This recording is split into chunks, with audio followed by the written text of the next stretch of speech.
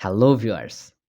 প্রেই শব্দটির অর্থ হচ্ছে প্রার্থনা করা। আমাদের সকলের উচিত সৃষ্টিকর্তার প্রতি প্রে করা, প্রার্থনা করা, তাই না? প্রে এর সমউচ্চারিত একটি শব্দ হচ্ছে প্রেই, যার অর্থ হচ্ছে স্বীকার বা স্বীকার করা। এটাও খুবই পরিচিত একটি শব্দ।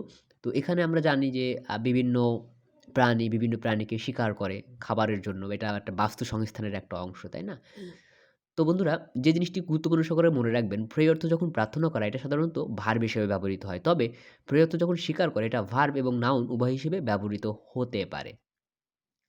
তো বন্ধুরা, এখানে আমরা একটি খুবই কমন দৃশ্য দেখি, তাই না? ডিসকভারি চ্যানেলে যখন সিংহ হরিণকে আক্রমণ করে বা শিকার করে, তখন সিংহ কিভাবে? শিকার করতে চায় কারণ তার খাবারের জন্য। আর হরিণের কাছে থাকে যে, "গড এবার আমাকে পালিয়ে যাওয়ার দান করো আরকি। যাতে আমি পালিয়ে যেতে পারি আরকি। শিকার না হই।" তাই না? গডের কাছে প্রার্থনা করে। তো চলুন এরকম একটি সেন্টেন্স গঠন করি আমরা এই দুটি শব্দ দিয়ে। Lion try to pray deer and deer pray to God for escaping. যাই হোক, তো বন্ধুরা এই দুটি শব্দ দিয়ে আপনারাও সেন্টেন্স গঠন করুন এবং আমাদের কমেন্ট বক্সে লিখে দিন। আপনারা আশা রাখি এটার মাধ্যমে উপকৃত হয়েছেন।